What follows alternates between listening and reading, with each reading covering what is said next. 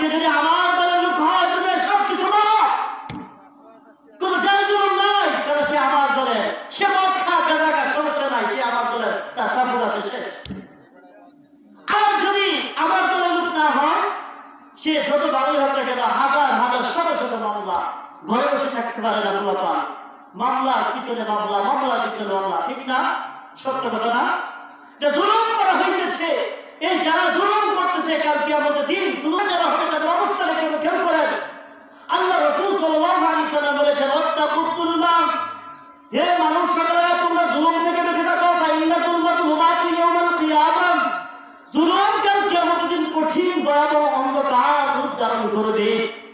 আজকে যারা নাকি জুলুম করতেছে, ক্ষমতার বল পেয়ে সাধারণ মানুষের উপর জুলুম করতেছেন, তাদের ক্ষমতার বল পেয়ে উলামায়ে কেরামের উপর জুলুম করতেছে, মনে রাখো, তোমরা মনে রাখো, ও জালেমরা তোমরা মনে রাখো, একদিন তোমাদের এই জুলুম কিন্তু শেষ হয়ে যাইবে, সাথে সাথে তোমরাও শেষ হয়ে যাইবা।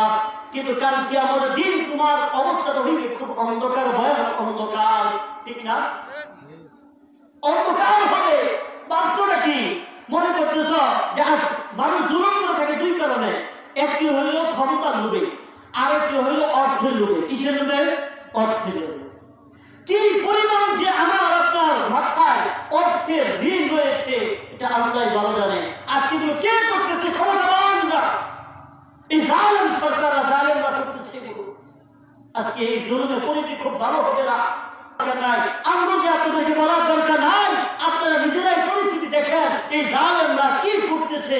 ক্ষমতার জন্য ছোট মানুষ পাইতেছে, হাজার হাজার মানুষ বলি দিয়ে ফেলবে, তাদের কোনো কলিজা একটু আঘাত লাগবে না, ঠিক না? কিন্তু মনে রেখো, ও জালেমরা, তোমরা যতই জুলুম করে থাকো না কেন, উর্দুতে একটি প্রবাদ বাক্য আছে, মজলুম কা কুছ জাতা নেহি, জালেম কা কুছ রফতা নেহি।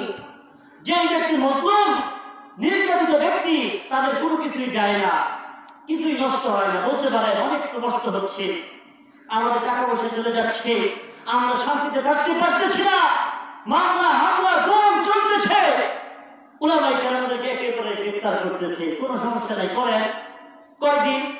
এই দুনিয়ার হায়াত অল্প সময় করতে পারেন, সমস্যা নাই, কিন্তু দেখবেন কাল কিয়ামতের দিন এই জুলুমের কারণে আপনি শাস্তি পাবেন, কিন্তু যার উপর জুলুম করেছেন তাকে আল্লাহ তাআলা মর্তবা বাড়ায়। পরকালে তো আপনি দুনিয়াতেই দেখেন, এই দেখেন যে উলামায়ে কেরাম যত বেশি জেল খেটেছে, আল্লাহ তাআলা তাদের মর্তবা তত বেশি বাড়িয়ে দিয়েছে, ঠিক কিনা?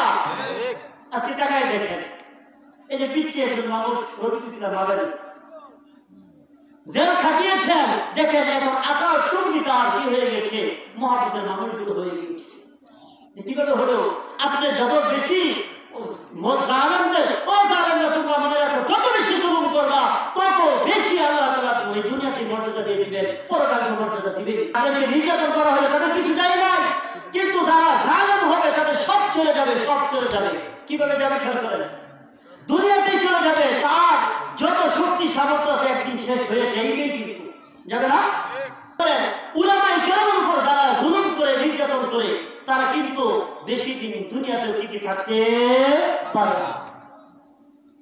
এটা আমাদের বাংলাদেশেও নজির আছে।